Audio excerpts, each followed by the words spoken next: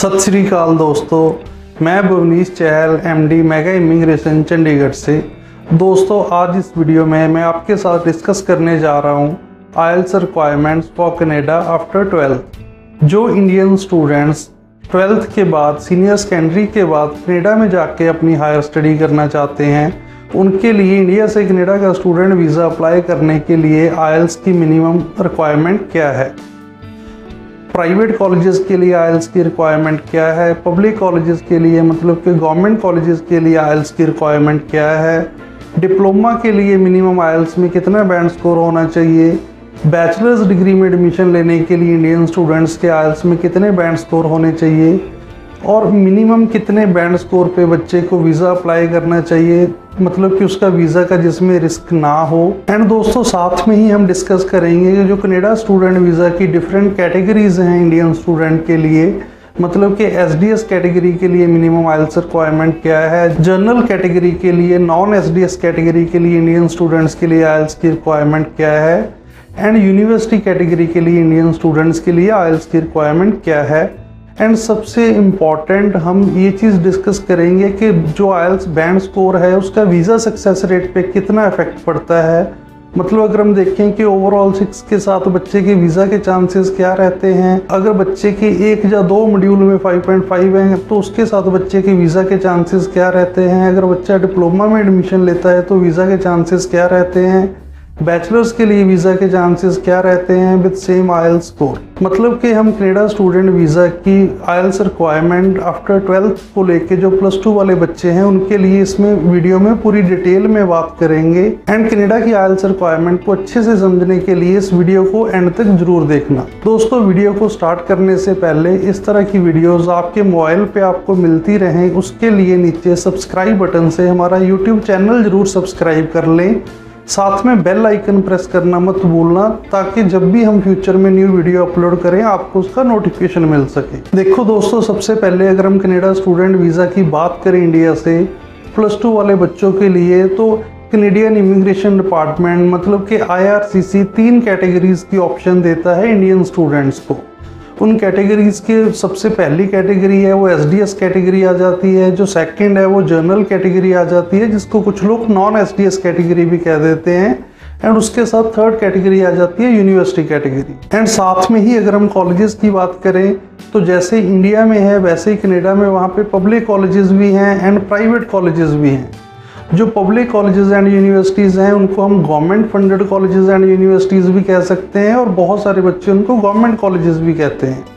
जो government and private college हैं, जो दोनों की आइल्स रिक्वायरमेंट है उसमें बहुत बड़ा डिफरेंस है। उसका जो सबसे बड़ा रीज़न है, जो गवर्नमेंट कॉलेजेस एंड यूनिवर्सिटीज़ हैं उनकी रैंकिंग बहुत अच्छी है एंड वहाँ पे जो आइल्स की रिक्वायरमेंट है वो ज़्यादा रहती है as compare to private Canadian colleges. सबसे पहले दोस्तों हम एसडीएस कैटेगरी की बात करते हैं। इंडिया से अगर इंडियन स्टूडेंट 12th के बाद अपना कनाडा का स्टूडेंट वीज़ा अप्लाई करना चाहता है अंडर एसडीएस कैटेगरी, तो उसके आइल्स में 6 ईच बैंड होने चाहिए। जो एसडीएस कैटेगरी उसकी full form student direct stream है। कनेडियन गवर्नमेंट ने इसके लिए स्पेशल आइल्स की रिक्वायरमेंट रखी हुई है 6 ईच। अगर बच्चे के किसी भी एक मॉड्यूल में इससे आधा बैंड भी कम है तो बच्चा एसडीएस के अंडर अप्लाई नहीं कर सकता।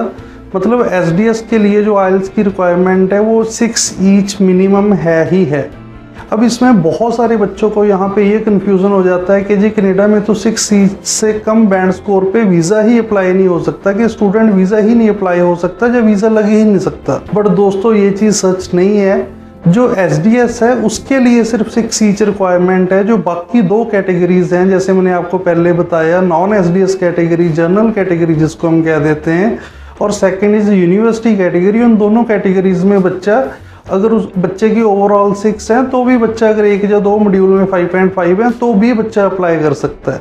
अगर हम टेक्निकली कहें, जो जनरल कैटेगरी है उसमें तो बच्चा ओवरऑल 5 पे भी अप्लाई कर सकता है, लेकिन इतने कम बैंड स्कोर पे बच्चे का वीज़ा नहीं लगेगा। लेकिन अगर हम कहें कि इंडियन स्टूडेंट वीज़ा नहीं अप्लाई कर सकता 6 ईच के बिना, तो ये चीज़ सच नहीं है। वही दोस्तों, सेकेंड नंबर पे हम बात करते हैं यूनिवर्सिटी कैटेगरी की। यूनिवर्सिटी कैटेगरी के लिए अगर बच्चा +2 के बाद अप्लाई करना चाहता है, जो सबसे पहले रिक्वायरमेंट है वो ये है कि बच्चे की जो एडमिशन है वो कनेडियन यूनिवर्सिटी में होनी चाहिए, और जो कनेडियन यूनिवर्सिटीज़ हैं वो मोस्टली बैचलर डिग्री ही ऑफर करती हैं।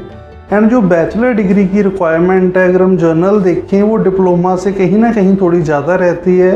एंड अगेन उसमें कुछ कोर्सेज बैचलर के ऐसे हैं, अगर हम नर्सिंग की बात करें, अगर हम एजुकेशन के रिलेटेड कोर्सेज की बात करें, जिसमें आइल्स की रिक्वायरमेंट और ज़्यादा हो जाती है।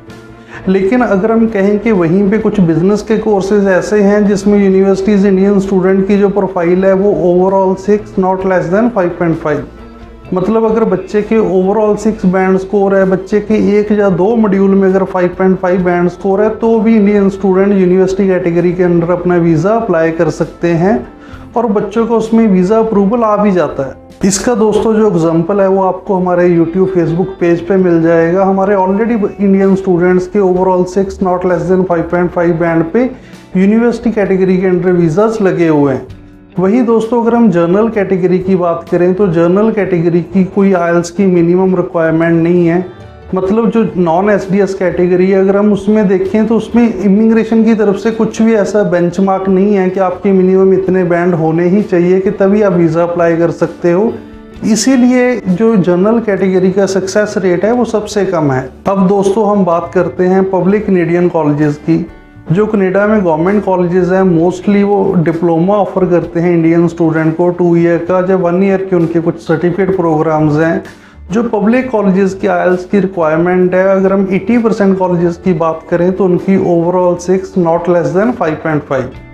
वहीं पे अगर हम प्राइवेट कैनेडियन कॉलेजेस की बात करें तो प्राइवेट कुछ कैनेडियन कॉलेजेस ऐसे हैं जो ओवरऑल 5.5 बैंड पे भी इंडियन स्टूडेंट की प्रोफाइल एक्सेप्ट कर लेते हैं। लेकिन आज की डेट में इंडियन स्टूडेंट्स को प्राइवेट कॉलेज में स्टडी करके इवन अगर बच्चे का वीज़ा भी लग जाता है, सबसे पहले तो प्राइवेट कॉलेज में एडमिशन लेके वीज़ा लगने के चांसेस बहुत ज़्यादा कम होते हैं।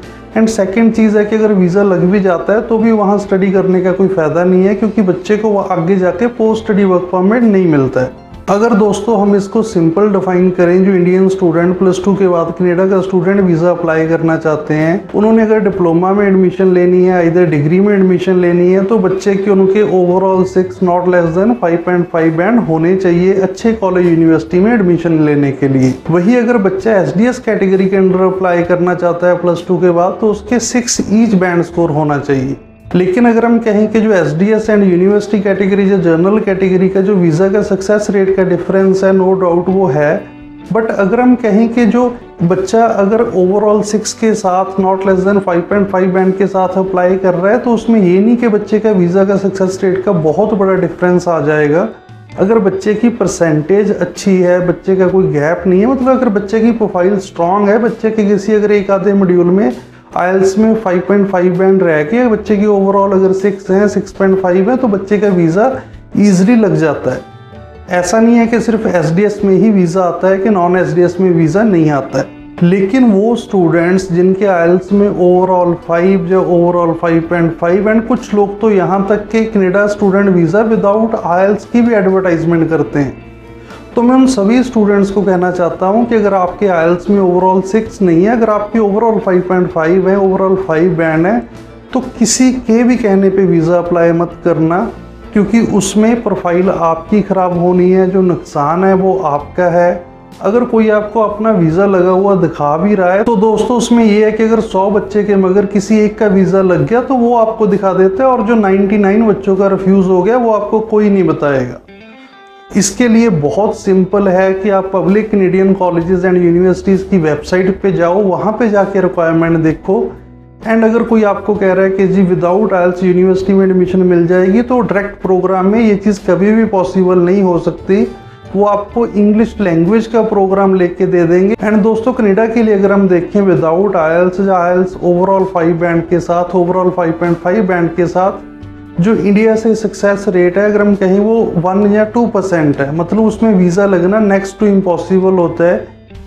अपनी प्रोफाइल के साथ आप रिस्क मत लें। अगर दोस्तों आपकी परसेंटेज ठीक है, आपका कोई 2-3 साल से ऊपर का स्टडी गैप नहीं है, अगर आपको पता है कि अगर आप 1 बार 2 बार 3 बार आइल्स करने पे आपके बैंड आ जाएंगे, तो किसी के भी कहने पे इस बैंड स्कोर पे वीज़ा मत अप्लाई करना, क्योंकि अगर एक बार आपका रिफ्यूज़ल आ जाता है तो सेकंड टाइम आपका वीज़ा लगना उतना ज़्यादा मुश्किल हो जाता है। ये चीज़ मैं इंडियन स्टूडेंट्स को दोबारा से क्लियर कर देता हूँ कि अगर आप कनाडा का स्टूडेंट वीज़ा +2 के बाद अप्लाई करना चाहते हो तो ये चीज़ हमेशा ध्यान में रखना कि आपके overall 6 band not less than 5.5 band, उससे कम आप कनाडा का वीज़ा ना अप्लाई करें। जो आपके वीज़ा के चांसेस हैं अगर आपके बैंड इससे कम है तो वो बहुत ही कम रहेंगे।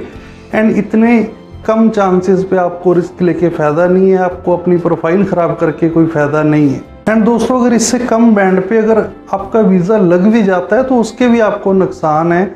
सबसे पहली चीज़ है कि आपकी एडमिशन प्राइवेट कॉलेज में होएगी, वहाँ पे आपको पोस्ट स्टडी वर्क परमिट नहीं मिलेगा।